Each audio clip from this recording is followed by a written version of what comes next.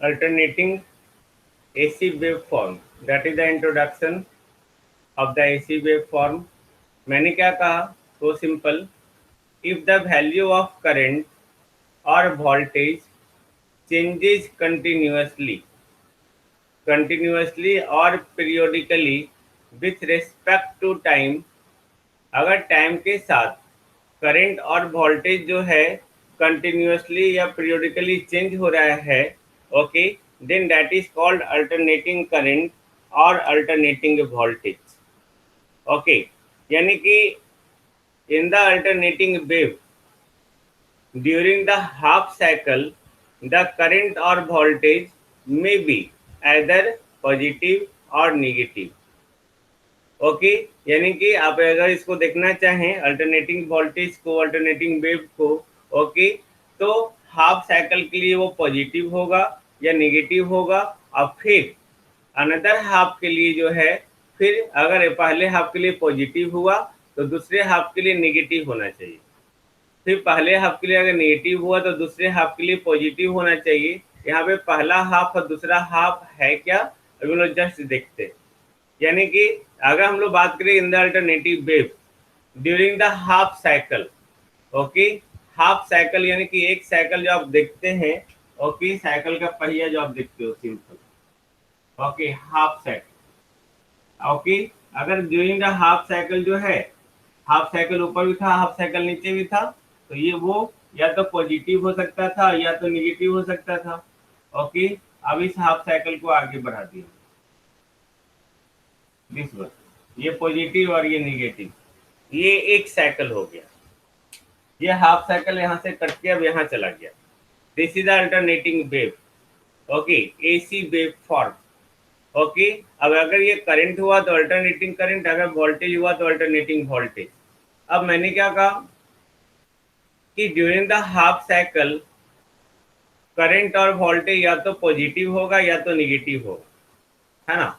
यानी कि हम लोग जिस हाफ साइकिल में देखते हैं करंट या वोल्टेज अगर पॉजिटिव हुआ तो हम लोग उसको कहते हैं पॉजिटिव हाफ साइकिल। जैसे ये हमारा पॉजिटिव हाफ साइकिल है, पॉजिटिव हाफ साइकिल, और ये हमारा जो है दिस हाफ साइकिल में करंट और या वोल्टेज निगेटिव हो, then that is called negative half cycle, this one. Okay, this is called negative half cycle. Now हम लोग एग्जांपल्स देखना चाहें एसी वेव फॉर्म का, तो देखो एक ये एग्जांपल था हमारा, जिसको हम लोग छोटा करके इस तरह से लिख सकते हैं, जो साइनोसॉइडल वेव है हमारा, इसको साइनोसॉइडल वेव कहते हैं। ओके,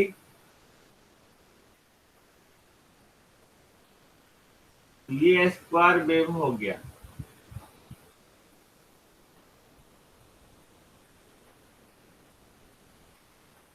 ओके, ये स्क्वायर वेव हो गया।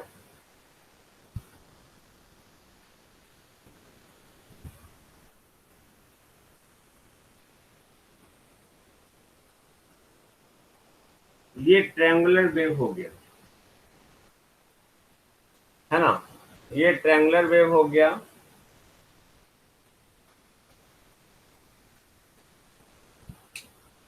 ओके,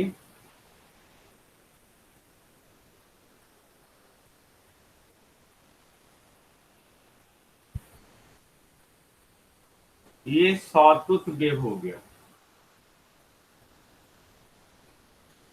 सॉटूथ, जैसे समुद्र में लहर जो उठता है ऐसे उठता है, ऐसे उठता है फिर गिर जाता है, फिर ऐसे उठता है फिर गिर जाता है, देखा आपने, सॉटूथ वेव फॉर्म। ओके, तो उसी तरह जो है ये देखो positive negative positive negative positive negative positive negative positive negative positive negative positive negative positive negative. Okay, ये यहाँ से यहाँ तक एक साइकिल, यहाँ से यहाँ तक एक साइकिल, यहाँ से यहाँ तक एक साइकिल, यहाँ से यहाँ तक एक साइकिल था, यहाँ से यहाँ तक एक साइकिल। ओके, इस तरह जिसको हम लोग आगे एक एक टर्म करके स्टडी करेंगे। ओके, साइकिल क्या होता है, वेव फॉर्म क्या होता है, ए टू जेड हम लोग बात करेंगे। Got it. नाउ अब अगर हम लोग जो है वेव फॉर्म के बारे में बात करें, ओके, कि वेव फॉर्म होता क्या है, तो जानते हैं वेव फॉर्म का definition? Anybody tell me the definition of wave form, if anyone no?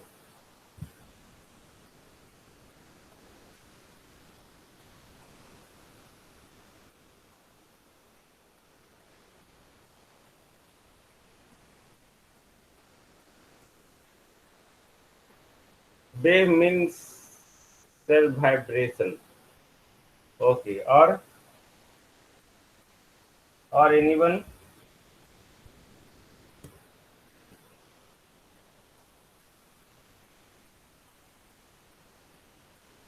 बोलो भाई।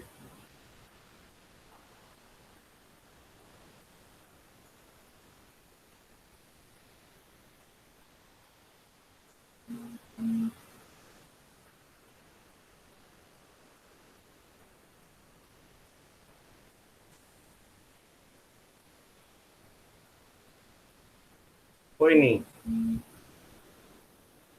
Wave represent on graph a curve showing the shape of a wave at a given time. That is called waveform. Okay. Now, very good shape of the wave. तो wave तो इसमें आ ही गया अभी।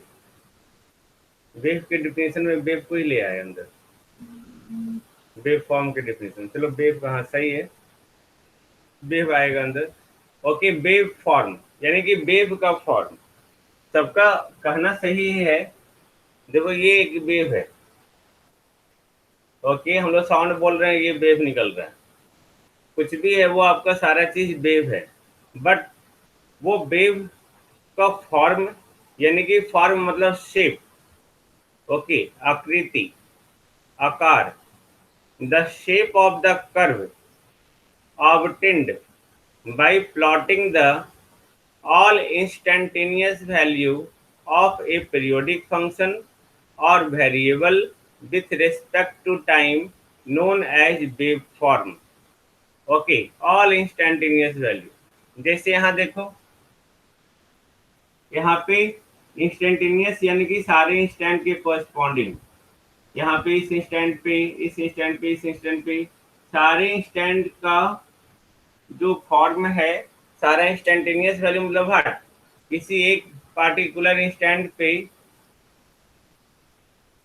किसी एक particular instant पे जो है, ओके, उसका कुछ value, that is the instantaneous value.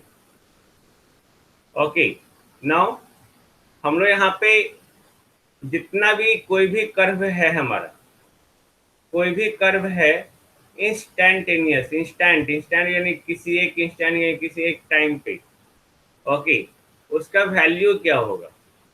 Okay, वो सारे वैल्यू का जो है अगर हम लोग एक साथ प्लॉटिंग करते हैं तो जो भी कर्व मिलता है, ओके, उस कर्व का जो शेप कहलाएगा that is called wave form. अगर हम लोग उसको टाइम के रिस्पेक्ट में ड्रॉ कर दे तो, ओके, अगर हम उसको जो है टाइम के रिस्पेक्ट में ड्रॉ कर दे, आवाज आ रही थी भाई मेरी? ओके, टाइम के रिस्पेक्ट में अगर हम लोग ड्रॉ कर दे, इन दैट केस जो है that is called wave form. Okay, now यहाँ पे इंस्टेंटेनियस वैल्यू जो फंक्शन का है, they are plotted along the ordinate, ordinate यानी कि बाई एक्सिस, इसको ऑर्डिनेट करते हैं, और इसको आप शीशा कहते हैं। ओके, दे आर प्लॉटेड, तो इंस्टेंटेनियस वैल्यू जो भी फंक्शन है हमारा, ओके, जैसे यहाँ पे अगर आप यहाँ पे इसको आई लिख दिए, then i equal to f of t, कुछ करने दो ना, i equal to f of t, then ये फंक्शन ऑफ टाइम हो गया, यानी कि टी के एग्जिस्ट में आई का सारा वैल्यू, ओके, तो हम लोग जो भी पॉइंट मिल रहा है हर एक टाइम पे, जब सारे टाइम पे जो है पॉइंट मिला उसको मिला देंगे, then that is called instantaneous value और उसको हम लोग वेव फॉर्म करते हैं। आई थिंक वेव फॉर्म बोल सकते हैं, आप डिफाइन कर सकते हैं ना। अब हम लोग साइनोसाइडल वेव फॉर्म का बात करें, उसी को हम लोग डिटेल में देखना है। साइनोसाइडल वेव फॉर्म, ओके, क्योंकि ये वेव फॉर्म जो है बहुत बहुत इंपॉर्टेंट है for the electrical and electronics engineering. Okay, क्योंकि हम लोग का जो वोल्टेज जनरेशन होता है, okay, at the power station पे जो भी वोल्टेज जनरेट हो रहा है, ओके, वो एक्चुअली साइनोसाइडल वेव फॉर्म ही है। और यहाँ पे क्वेश्चन अराइज होता है कि सर साइनोसाइडल वेव फॉर्म ही क्यों जनरेट होता है। तो डोंट वरी, आपको पता चलेगा कि साइनोसाइडल वेव फॉर्म जनरेट क्यों होता है, आगे पता चलेगा। ओके, तो मैंने क्या कहा कि जनरेटिंग स्टेशन पे जो भी आपका वेव फॉर्म जनरेट हो रहा है, that is a sinusoidal wave form. तो हम लोग जनरेट ही कर रहे हैं साइनोसाइडल, तो यानी कि हम लोग साइनोसाइडल को पहले स्टडी करेंगे। ओके, तो एक साइनोसाइडल वेव फॉर्म को हम लोग किस तरह से रिप्रेजेंट करते हैं, जस्ट सी।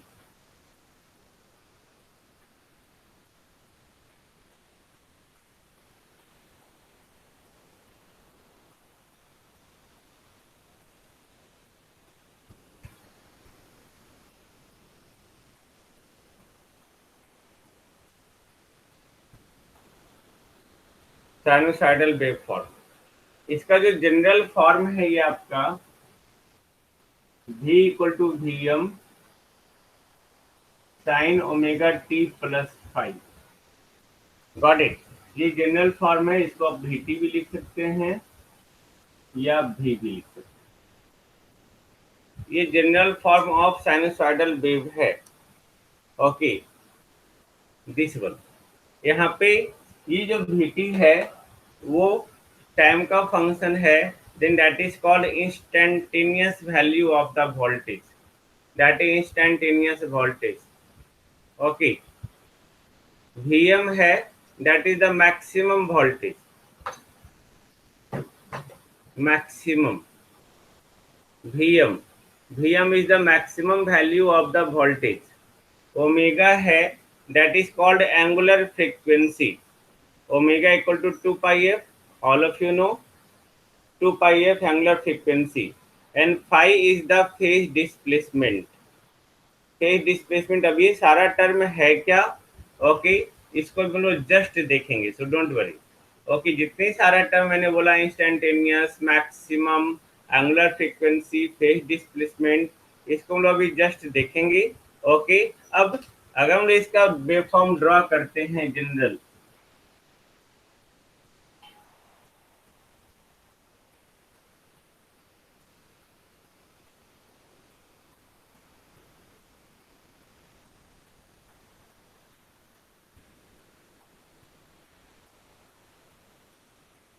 ये हो गया साइनोसॉइडल वेव फॉर्म। ओके, जहां यहां से यहां तक जो है ये फाई है, ये मैक्सिमम वैल्यू फाई एम है। ओके, जिसको हम लोग पीक वैल्यू भी कहते हैं, पीक वैल्यू। ओके, अगर वही ये मैक्सिमम से लेकर ये मैक्सिमम, इसको हम लोग पीक टू पीक वैल्यू भी कहते हैं, this one, peak to peak. ये फेज डिस्प्लेसमेंट हो गया, ये फाई एम लिख दिए ना, सॉरी, वी एम। ओके, ये यहां से यहां तक 1 साइकिल हो गया,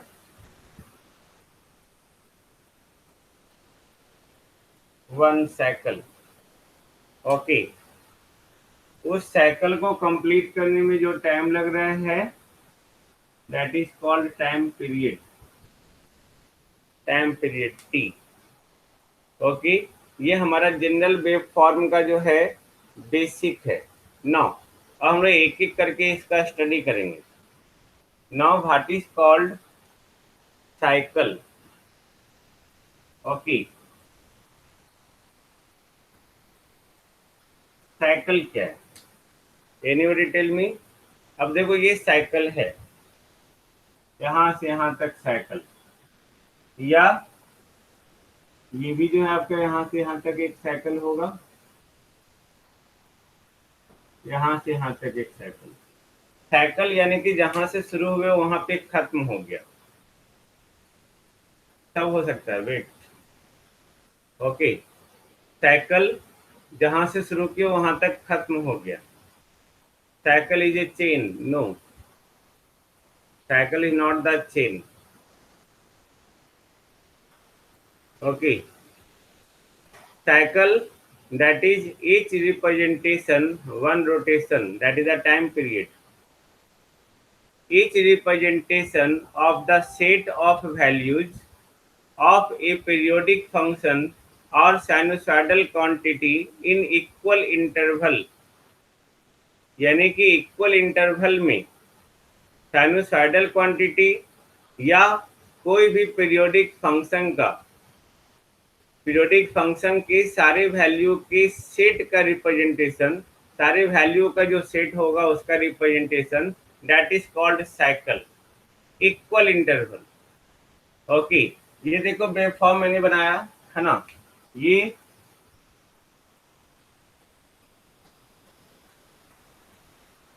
यहां से यहां तक इक्वल इंटरवल, देन यहां से यहां तक one cycle one cycle one cycle. यहाँ पे इस साइकिल में किसको रिप्रेजेंट कर रहे हैं? पीरियोडिक फंक्शन या साइनोसॉइडल वेव फॉर्म की सारे वैल्यू को रिप्रेजेंट कर रहे हैं, इससे ज्यादा वैल्यू वैरी नहीं कर रहा है। अब देख सकते हैं कि कोई भी साइनोसॉइडल वेव मैक्सिमम वैल्यू अगर मान लेते हैं 1 है तो मिनिमम वैल्यू -1 होगा। ओके, तो देखो आपका यहाँ से यहाँ तक जो है, यहाँ से यहाँ तक में सारा वैल्यू रिपीट हो रहा है। Okay, then each representation of a set of values of a periodic function or sinusoidal quantity in equal interval is called cycle. अब ये साइकिल जो हो रहा है, एक complete cycles occur at an interval of time, at an interval of time जिसको हम लोग t बोल रहे हैं, ठीक, दिस वन। ओके, यानी कि एक कंप्लीट साइकिल जो है, अब वन रोटेशन के कोरस्पॉन्डिंग ही साइकिल होता है ना। एक complete cycle occurs at an interval of time that is called T, जिस टी को हम लोग कहते हैं फंडामेंटल पीरियड, फंडामेंटल पीरियड और time period of the sinusoidal quantity. तो साइकिल आपको समझ में आ गया, जिसमें हम लोग जो है साइकिल में बात करते हैं representation of the set of all values of periodic function और साइनोसॉइडल क्वांटिटी, है ना। तो वो एक साइकिल होने में आपका ये जो टाइम लगता है that is called fundamental period और टाइम पीरियड।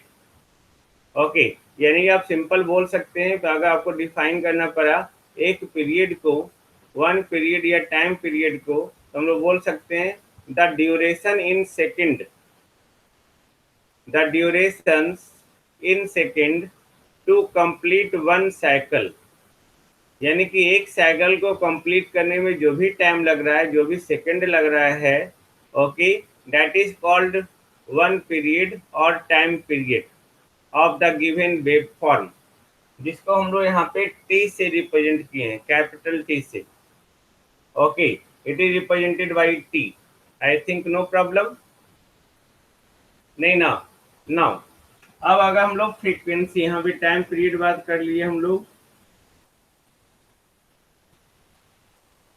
ठीक, अब हम लोग फ्रीक्वेंसी बात करते हैं। फ्रीक्वेंसी यानी कि एफ, ये बोल रहा है एक साइकिल को कंप्लीट होने में जो टाइम लग रहा है, okay, that is called time period, the number of rotations complete bye A particle in 1 second. Very good. ये फ्रीक्वेंसी जो है सिंपल नंबर ऑफ रोटेशंस या नंबर ऑफ साइकिल्स बोलते हैं, नंबर ऑफ साइकिल, यानी कि एक सेकेंड में जो है कितना साइकिल हो रहा है, एक सेकेंड में कितना साइकिल हो रहा है, that is called frequency. The number of cycles described in a periodic function in 1 second, that is called frequency, ये हमारा क्या था? ओके, ये नंबर ऑफ सेकेंड्स था एक साइकिल को कंप्लीट करने में। ये बोल रहा है नंबर ऑफ साइकिल एक सेकेंड में जो कंप्लीट हो रहा है, यानी कि इसको हम लोग बोल सकते हैं F इक्वल टू 1/t। उल्टा है, ये एक साइकिल को कंप्लीट होने में जितना टाइम लग रहा है तो उल्टा कर देते हैं।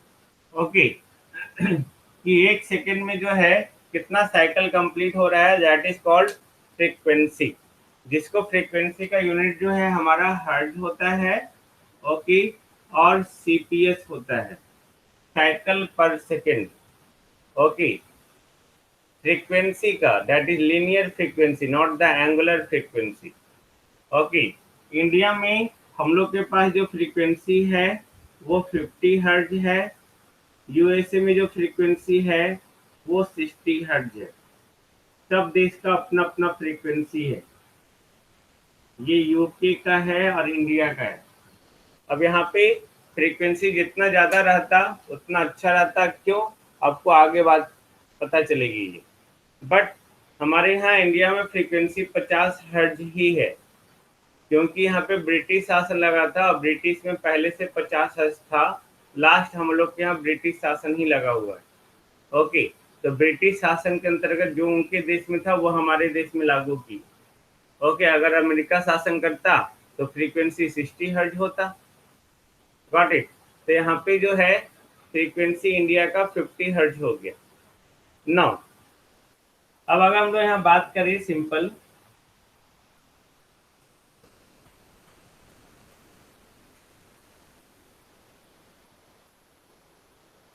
एंगुलर फ्रीक्वेंसी या एंगुलर वेलोसिटी, दोनों सेम हो गया, ओमेगा। ओके, एंगुलर वेलोसिटी या angular frequency that is defined as ratio of variation in angle in one cycle, यानी कि एक साइकिल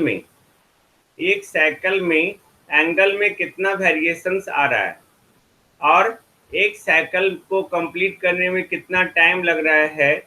ओके, जो आपने अभी लिखा है थोड़ा देर पहले, omega equal to theta by T. Okay, this one. तो एक साइकिल को कंप्लीट होने में कितना एंगल आ रहा है? ओके, एक साइकिल कंप्लीट होने में पाई एंगल आ रहा है, 2 पाई एंगल आ रहा है, 60 डिग्री आ रहा है, 40 डिग्री आ रहा है।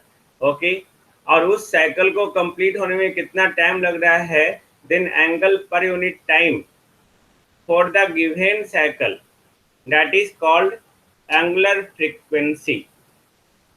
ओके, यानी कि जो भी एंगल का वेरिएशन आ रहा है in one cycle to the time taken to complete one cycle, एक साइकिल को कंप्लीट करने में जो एंगल हो रहा है, जैसे साइनोसॉइडल वेव में एक साइकिल को कंप्लीट होने में 2 पाई एंगल लगता है, बट अगर tan थीटा का ग्राफ ड्रॉ करेंगे तो एक साइकिल कंप्लीट होने में वहां पे पाई एंगल लगता है।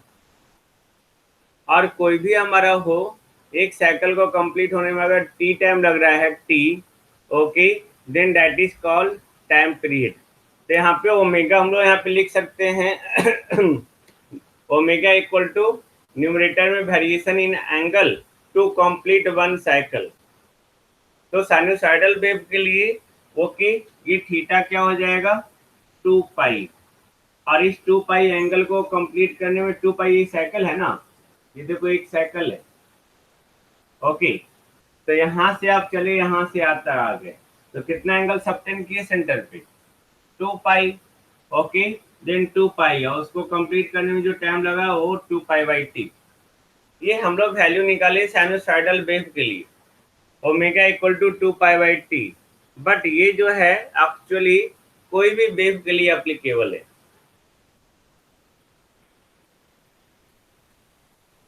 कोई भी वेव हो। For any wave you can write to omega equal to 2 pi by T for any wave. Okay, जहाँ पे T equal to 1 by F है तो omega equal to 2 pi F. Got it? अब ओमेगा जो है that is the variation in angle to complete one cycle divided by time taken to complete one cycle. तो angle को हम यहाँ पे रेडियन में मेजर कर रहे हैं, ऑलवेज याद रखेंगे, और टाइम को सेकंड में। देन ओमेगा का यूनिट हो गया radian per second. Okay, I think no problem omega में, नो। नाउ अब हम लोग आते हैं फेज पे। Phase that is very very important to all of you. Phase very important. Okay, phase को समझने में बहुत प्रॉब्लम होता है लोगों को। ओके, बट आपको नहीं होगा, don't worry. Phase, the phase of an alternating quantity at any instant, यानी कि किसी भी इंस्टेंट पर जो भी अल्टरनेटिंग क्वांटिटी का फेज है, that is given by the time interval that has elapsed, जिसको लैप्स बोलते हैं, यानी बीत जाना। elapsed from zero to that time और इंस्टेंट, उस टाइम तक या उस इंस्टेंट तक जाने में, ओके, जो भी आपका टाइम लैप्स हो रहा है, ओके, जो भी इंटरवल लग रहा है, दैट इज कॉल्ड फेज। इसको भी हम लोग आगे डिफाइन करेंगे फिर से कि the time interval may be measured in terms of fraction of time period of the waveform।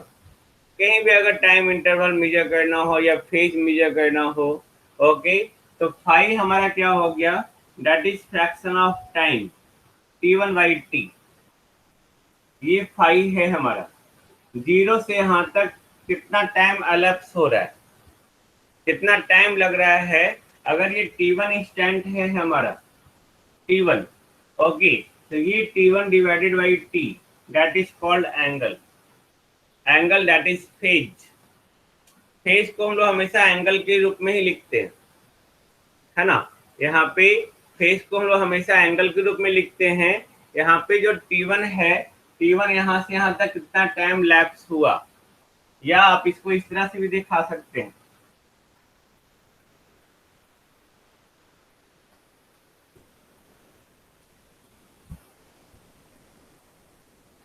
This one. ये भी यहाँ से यहाँ तक फेज है, आगे हम अभी दिखाएंगे।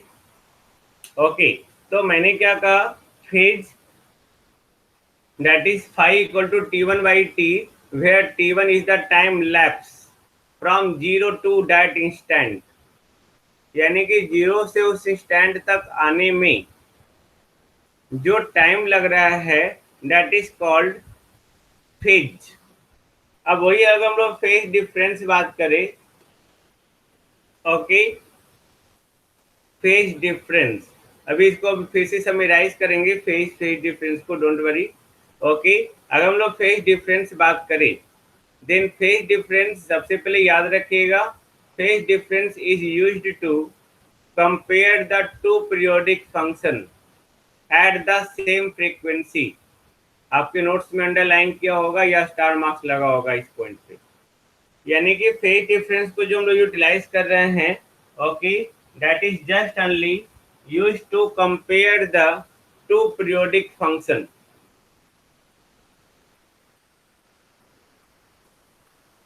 कोई भी दो पीरियोडिक फंक्शन, ओके, जो सेम फ्रीक्वेंसी पे है, उन दोनों को कंपेयर करने के लिए हम लोग फेज डिफरेंस का यूज करते हैं। हम लोग कोई भी दो वेव फॉर्म को तभी कंपेयर कर सकते हैं जब दोनों का सेम फ्रीक्वेंसी हो।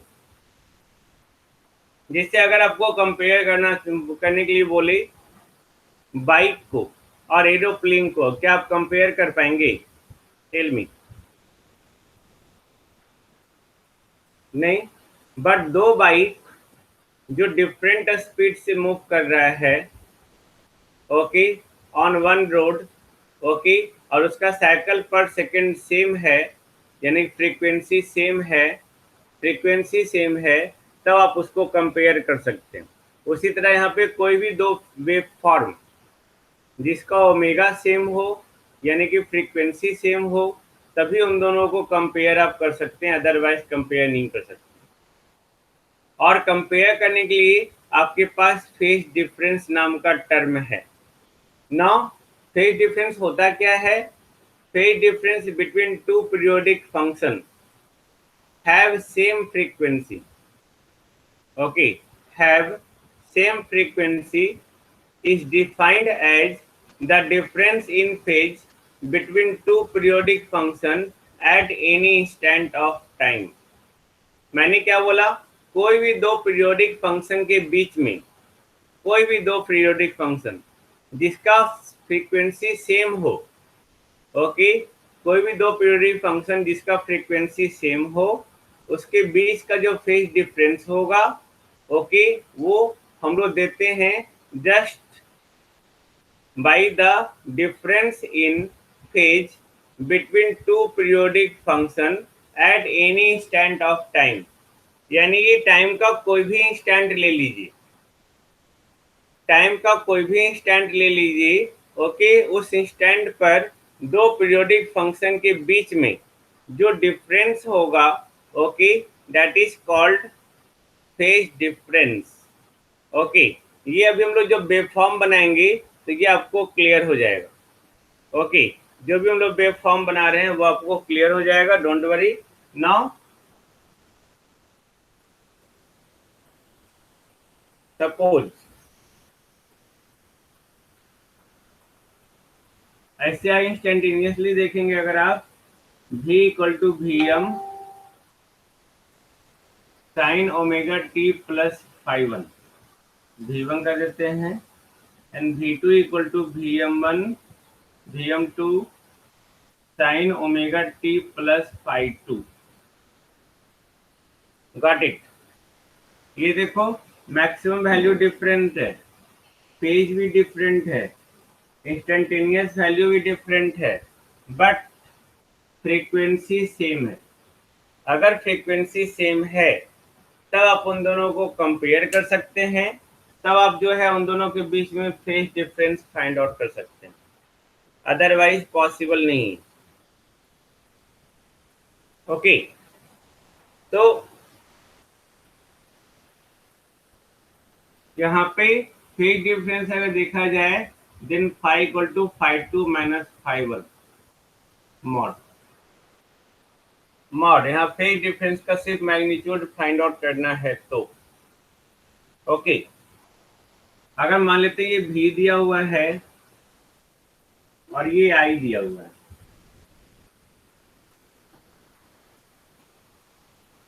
आई एम, अब करंट और वोल्टेज के बीच में फेज डिफरेंस 5 माइनस 5 हो गया, है ना। 5 माइनस 5, इसको V2 मैंने पहले ही बोला कि VT लिख सकते हैं, उसी तरह आई को भी IT लिख सकते हैं। That is the instantaneous value. Okay, अब हम लोग यहाँ पे जो बात कर रहे हैं simple, at any stand five, यानी कि 5 1 5 2, ओके, कोई भी इंस्टेंट पे, ओके, कोई भी इंस्टेंट पे अगर हम लोग देखें कि उन दोनों के बीच में फेज डिफरेंस क्या हो रहा है, तो हम लोग को दो वेव फॉर्म लेना होगा, दो वेव फॉर्म लेना होगा। दो वेव फॉर्म मैंने लिया, V T equal to V M sine omega T plus phi one and I T equal to I am sine omega T plus phi to.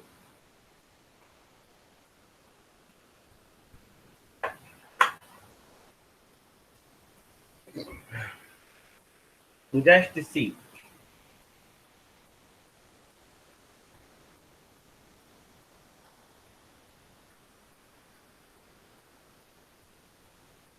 ये हमारा भी,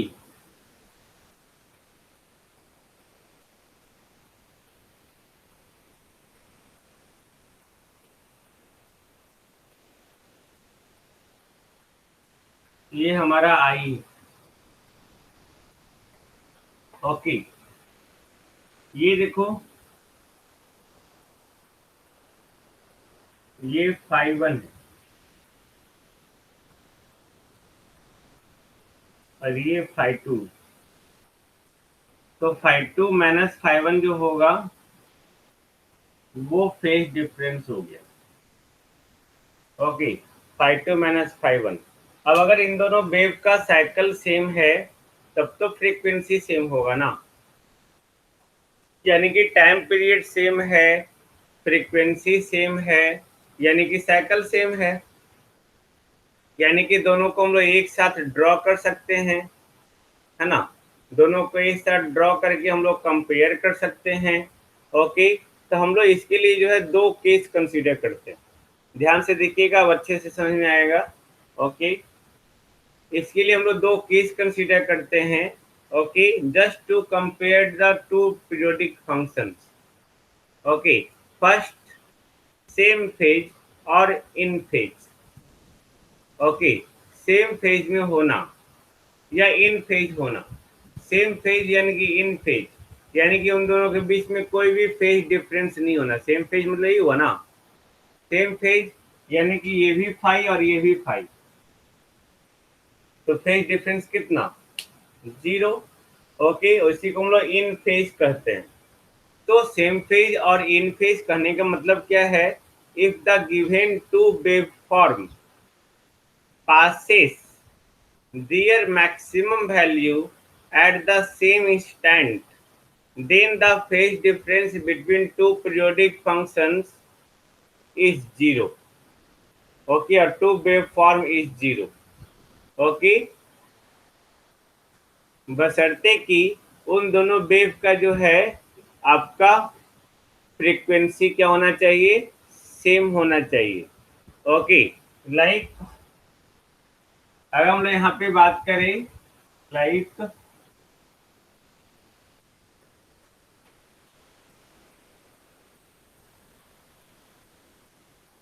ये एक वेव हो गया, अगर दूसरा वेव हम लोग ड्रॉ करेंगे तो साइकिल कंप्लीट होने का मतलब कि यहीं पे आके खत्म होगा नहीं। ये देखो दोनों सेम फेज में, क्यों, इसको हम लोग कंपेयर क्यों कर सकते हैं, क्योंकि दोनों का टाइम पीरियड सेम है, फ्रीक्वेंसी सेम। ओके, तो अब हमारा अगर दोनों का एक ही स्टैंड पे मैक्सिमम वैल्यू आ रहा है, ये मैक्सिमम वैल्यू आ रहा है, तो आप कोई भी वैल्यू देख सकते हैं ना, कोई मैक्सिमम वैल्यू या जीरो वैल्यू, जीरो वैल्यू भी एक टाइम पे, मैक्सिमम वैल्यू भी एक टाइम पे, दो साइकिल नहीं, एक ही साइकिल है ये। जय, okay, it is just only one cycle, जिसमें अगर ये भी है और ये आई टी है तो हम इसका स्टैंडर्ड फॉर्म यहाँ लिख सकते हैं, V T equal to V M sine omega T and I T equal to I am sine omega T. ये स्टैंडर्ड वेव फॉर्म। ओके, यहाँ पे फाइव भी जीरो दिख रहा है। ओके, यानी कि फेज जीरो दिख रहा है और इन दोनों के बीच में कोई भी फेज डिफरेंस नहीं है। ओके, तो ये ऐसा भी हो सकता था या ऐसा भी हो सकता था, जरूरी नहीं कि सिर्फ ऐसा ही हो,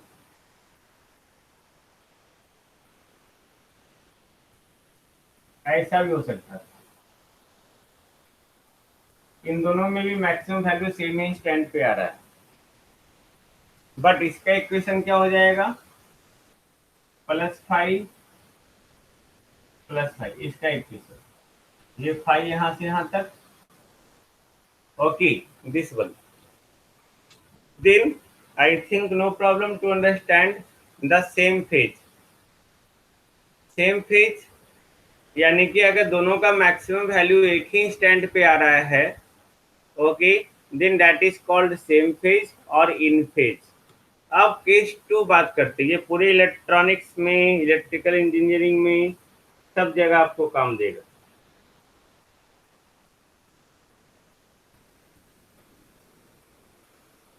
अब अगर हम लोग आउट ऑफ फेज बात करें, देन अब वहां पे दो केसेस हो सकता है, मतलब फेज से बाहर चले जाना, यानी कि दोनों में कुछ ना कुछ फेज डिफरेंस आना।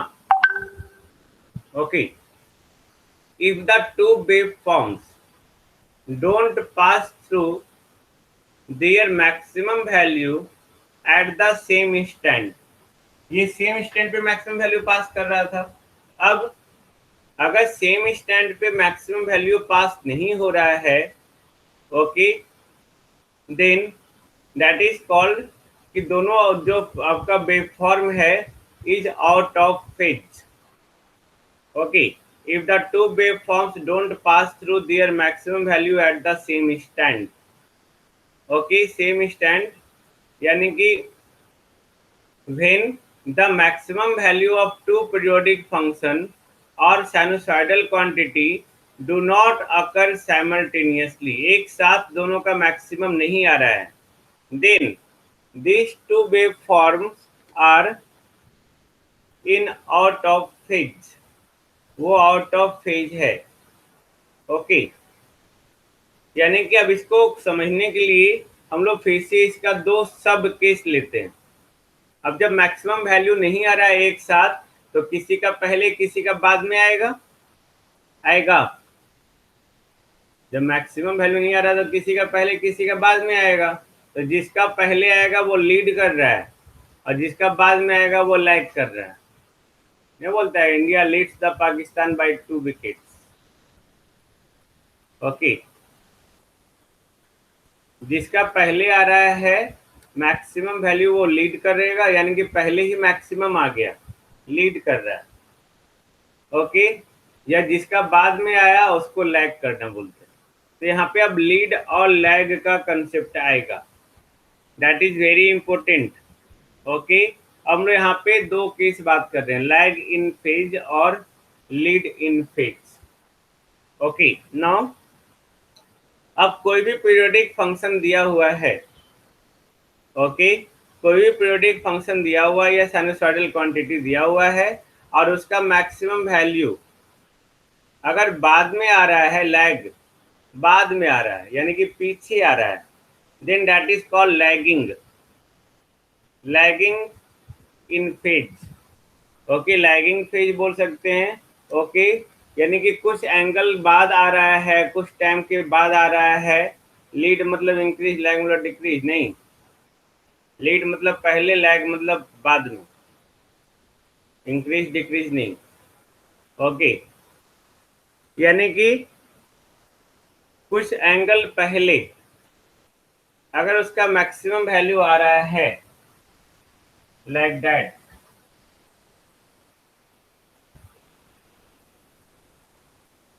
ये भी है हमारा,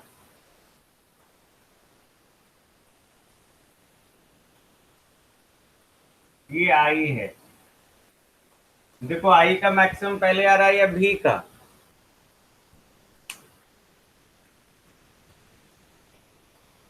आई का पहले आ रहा है, तो आई लीड कर रहा है या लैग कर रहा है, आई लीड कर रहा है, लीड कर रहा है, लीड मतलब पहले। ओके, आई लीड कर रहा है। मैक्सिमम अगर पहले आए तो लीड, मैक्सिमम अगर बाद में आए तो लैग, यानी कि I leads V by some angle, या इसका उल्टा V lag I by some angle, that is lagging. Okay, दोनों सेम ही चीज हुआ। ओके, दोनों सेम चीज हुआ, यानी कि यहाँ पे Vt जो है हमारा, that is Vm sign omega T and It, वो लैग कर रहा है या लीड कर रहा है। ओके, तो It हमारा क्या हो जाएगा, simple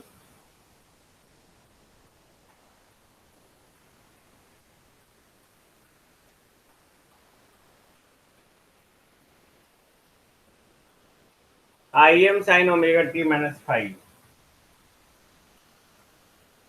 this one. Okay, omega t -5।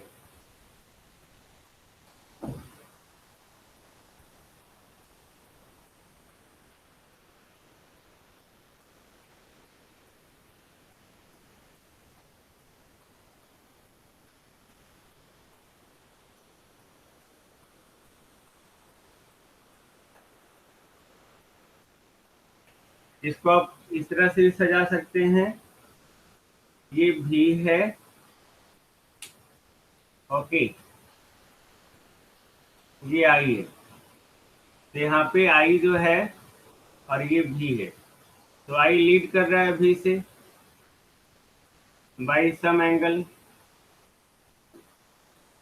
क्योंकि इसका मैक्सिमम वैल्यू जो है भी के बाद आ रहा है। सही है ये, या लैग कर रहा है? No, very good. ओके, यहाँ पे आई जो है लैग कर रहा है। ओके, और यहाँ पे आई लीड करता है। मैंने अभी जस्ट बताया, आई लीड्स भी, और यहाँ पे आई लैग्स भी। ओके, दिस वन भी और आई, ये वेव फॉर्म में देखने के बाद आपको पता चल गया अब कि अगर वेव फॉर्म में जिसका मैक्सिमम वैल्यू जो है पहले आ रहा है, ओके, वो लीड कर रहा है, जिसका मैक्सिमम वैल्यू बाद में आ रहा है वो लैग कर रहा है। Okay, I think no problem, नहीं ना? नहीं। ओके, नाउ ये आई लीडिंग का वैल्यू था, अगर यहाँ पे अब इसी को लिखते तो ये प्लस हो जाता, तब ये i equal to I am sine omega t +5, ये आपका क्या हो रहा है, लैग हो रहा है। दिस बन गया, इसका एग्जाम्पल हो गया। ओके, लैग था।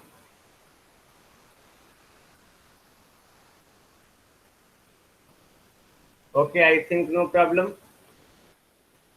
लैग लीड, है ना? ना, अब हम लोग यहाँ पे जो है इसको समझने के लिए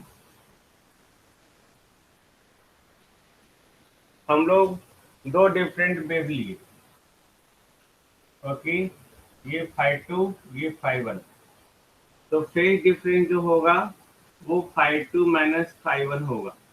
याद रखेंगे, हम लोग जो जनरेट करते हैं वो हमेशा वोल्टेज को जनरेट करते हैं, तो वोल्टेज को जनरेट करते हैं तो वोल्टेज को ही हमेशा रेफरेंस लेंगे।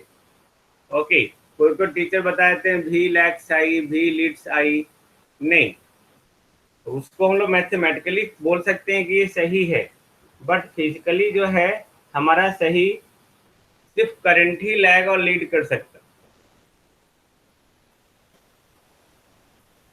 ओके, यानी कि आई लीड्स भी या आई लैग्स भी, जहाँ पे भी हमारा रेफरेंस है। अगर आई लीड कर रहा है भी से, तो आई का मैक्सिमम वैल्यू जो है भी से पहले आ रहा है। अगर आई लैग कर रहा है भी से, तो आई का मैक्सिमम वैल्यू बाद में आ रहा है। अब अगर φ2 - φ1 है, तो फर्स्ट कंडीशन क्या था, इन फेज, यानी कि सेम फेज। सेम फेज यानी कि φ2 इक्वल टू क्या होना चाहिए, φ1 होना चाहिए, यानी कि फेज डिस्प्लेसमेंट कितना होना चाहिए, 0 होना चाहिए। आई थिंक नो प्रॉब्लम, है ना? इसका एग्जांपल ले सकते हैं आप, Vt equal to 2 sine 3t and It equal to 4 sine 3t, दोनों सेम फेज में है।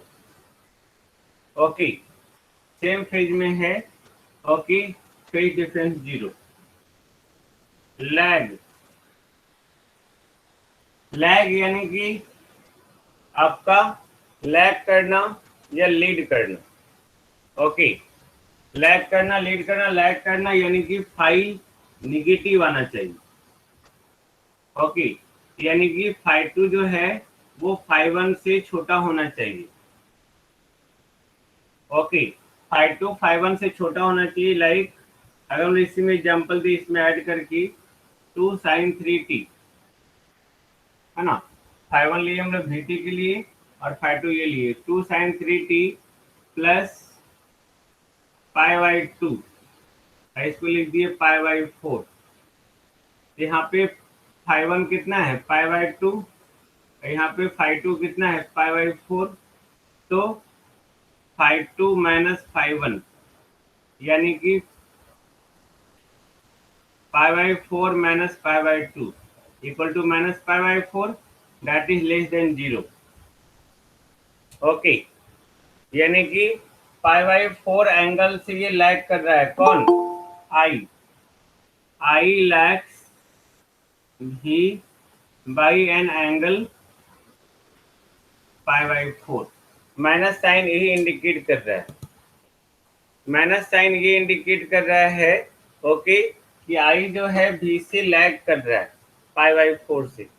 वही अगर हम लोग थर्ड केस देखना चाहें, लीड का केस अगर देखना चाहें, then phi must be positive, यानी कि φ2 माइनस φ1 मस्ट बी पॉजिटिव, यानी कि φ2 should be greater than φ1।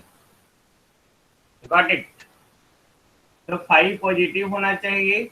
Okay, तो यहाँ देखो इसका एग्जांपल अगर लेना चाहें यहीं पे, ओके, आप इस तरह से भी ले सकते हैं, Vt इक्वल टू 2sin3t, यहाँ पे φ1 का वैल्यू कितना 0 और φ2 का वैल्यू कितना π/4, तो φ2 minus φ1 equal to π/4 minus 0 equal to π/4 greater than 0। तो 5 कितना हो गया पॉजिटिव, सॉरी ये पॉजिटिव हो गया। देन हम इसको बोल सकते हैं कि ये आई हमारा लीड कर रहा है। ओके, नाउ ये वेव फॉर्म में हम लोग देखें, ध्यान से अब देखेंगे कंक्लूजन। ये हमारा वेव फॉर्म में था, वेव फॉर्म में मैक्सिमम वैल्यू अगर सेम स्टैंड पे आए, ओके, तो सेम फेज, मैक्सिमम वैल्यू अगर पहले आए तो लीड कर रहा है, मैक्सिमम वैल्यू अगर बाद में आए तो लैग कर रहा है। कंडीशन सारे में क्या है कि सेम फ्रीक्वेंसी होना चाहिए। नाउ जब ये मैथमेटिकल फॉर्म में लिखा हुआ रहे, अगर फेज डिस्प्लेसमेंट यानी कि φ2 माइनस φ1 इक्वल टू 0 आ रहा है, यानी कि सेम फेज है, φ इक्वल टू 0। अगर φ पॉजिटिव आ रहा है तो लीड कर रहा है, यानी कि φ2 लेस देन φ1। अगर φ नेगेटिव आ रहा है तो लैग कर रहा है, नहीं, यानी कि φ2 less than φ1। I think no problem. Now अब यहीं अगर हम लोग बात करें, ये वेव फॉर्म में हो गया है ना, और ये इक्वेशन में हो गया। अब यही लीड और लैग का बात हो, यहाँ पे ये भी है और ये आई है, ओके, ये भी है, ये आई है, ये भी है और ये आई है। अब मैंने क्या बोला, φ0 यानी कि सेम फेज। ये देखो भी और आई के बीच में यहाँ पे एंगल कितना है 0, है ना भाई, सेम लाइन में है, एंगल 0। तो ये सेम फेज को इस तरह से दिखाते हैं। ओके, लैगिंग मतलब फाई नेगेटिव। ओके, तो हम लोग नेगेटिव जो एंगल लेते हैं वो क्लॉकवाइज में लेते हैं और एंटी क्लॉकवाइज में पॉजिटिव, एंटी क्लॉकवाइज, क्लॉकवाइज। याद रखेंगे आज के बाद से कि एंटी क्लॉकवाइज में एंगल पॉजिटिव लेते हैं always. Okay, always anti clockwise positive और क्लॉकवाइज नेगेटिव। तो लैग मतलब नेगेटिव था और लीड मतलब पॉजिटिव था। लैग मतलब नेगेटिव यानी कि ये आई लैग्स भी बाई एन एंगल फाई है और ये आई लीड्स भी बाई एन एंगल फाई है। क्लियर है? आई थिंक नो प्रॉब्लम, नहीं ना। ओके, ये आपको एग्जाम्पल के साथ दिया हुआ है, याद रखेंगे, वेरी वेरी इंपॉर्टेंट टर्म है ये। लैग मतलब फाई नेगेटिव, ओके, जो क्लॉकवाइज में मेजर करेंगे। लीड यानी कि फाइव पॉजिटिव, जो एंटी क्लॉकवाइज में मेजर करेंगे। अब जिसको लैग लिखना है, लीड लिखना है, लिख दो, बट रूल हमेशा करंट, हाँ लीड मतलब पॉजिटिव, ओके, रूल यही कहता है। यहाँ पे आई भी से लैग कर रहा है, हम लोग ये भी बोल सकते हैं भी जो आई से लीड कर रहा है ना, लिख सकते हैं ना। आई भी से लीड कर रहा है, यानी कि भी हमारा आई से क्या हो रहा है, लैग हो रहा है। हम लोग लिख सकते हैं टेल मी एनी प्रॉब्लम, नहीं। नो, अब फेज डिफरेंस जो है that is independent from the time. कोई भी इंस्टेंट ले लो आप, कोई भी इंस्टेंट ले लो, वो हमेशा सेम होगा। जैसे हम लोग यहाँ पे इंस्टेंट लिए, हम लोग omega T plus 5/2, omega T plus 5/4, तो हम लोग इन दोनों को घटा रहे हैं, है ना, ओके। हम लोग पूरा भी घटा देंगे तब भी सेम आएगा, यानी कि ओमेगा टी प्लस 5/4 में माइनस ओमेगा टी प्लस 5/2 करेंगे, तब भी तो माइनस 5/4 ही आ रहा है ना। Got it? No anybody? आ रहा है ना। यानी कि फेज डिफरेंस को टाइम से कोई मतलब नहीं है, it is independent from the instant of time. आप किस इंस्टेंट पे लीड और लैग देख रहे हैं, दैट इज इंडिपेंडेंट, उससे कोई मतलब नहीं है। आप किसी भी इंस्टेंट पे देखेंगे ना, किसी भी इंस्टेंट पे देखेंगे तो ऑलवेज सेम आएगा फेज डिफरेंस।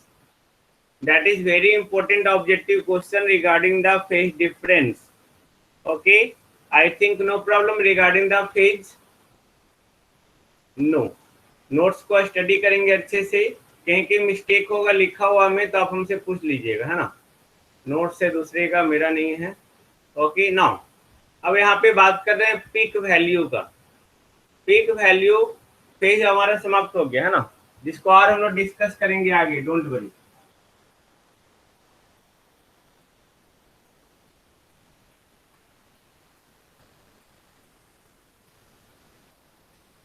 अब हम लोग बात कर रहे हैं पीक वैल्यू का।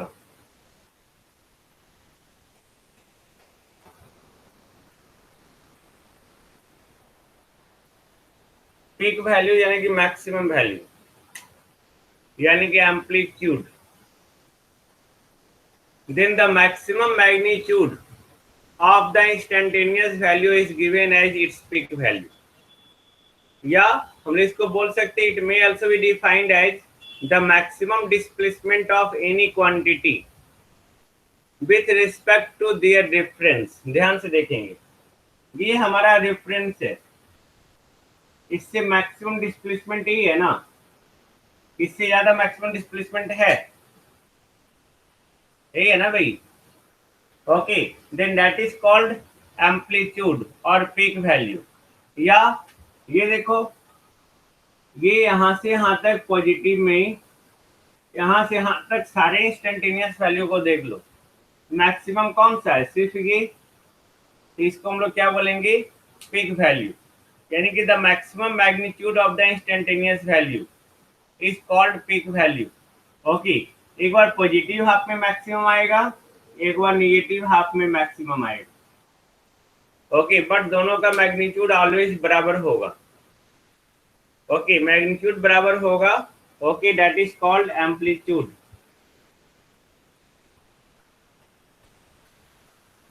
और peak value, now peak to peak value, यानी कि मैक्सिमम टू मैक्सिमम। ये देखो, ये maximum, peak to peak value, got it? यानी कि द मैक्सिमम वेरिएशंस या displacement between maximum positive and maximum negative. Displacement, distance नहीं, डिस्टेंस तो आप ऐसे मेजर कर लेंगे, डिस्प्लेसमेंट होता है shortest distance. Okay, the maximum variation between maximum positive instantaneous value and maximum negative instantaneous value of an alternating quantity, that is called peak to peak value. Okay, now अगर pure AC रहा, pure AC रहा तो देखो peak to peak value का value जो है, peak value का हमेशा दुगना होगा, 2 times of the peak value होगा या नहीं होगा? होगा। टेल मी, प्योर एसी के लिए। बट प्योर एसी अगर नहीं रहा तब ये जरूरी नहीं है कि वो जो वेव फॉर्म है उसमें आपका जो है पीक टू पीक वैल्यू जो है आपका पीक का दुगना ही हो। प्योर एसी नहीं रहने का मतलब क्या है कि उस एसी में डीसी भी मिला हुआ है या डीसी में एसी भी मिला हुआ है। Okay, like that, this one. Okay, like that, this one. ये पिक टू पिक वैल्यू है और ये मैक्सिमम डिस्प्लेसमेंट है, मैक्सिमम पॉजिटिव। दुगना नहीं हो रहा है ना? तो डिपेंड करता है केसेस पे। ये देखो ये आपका जो है रेफरेंस है, यही पिक वैल्यू है और यही पिक टू पिक वैल्यू भी है।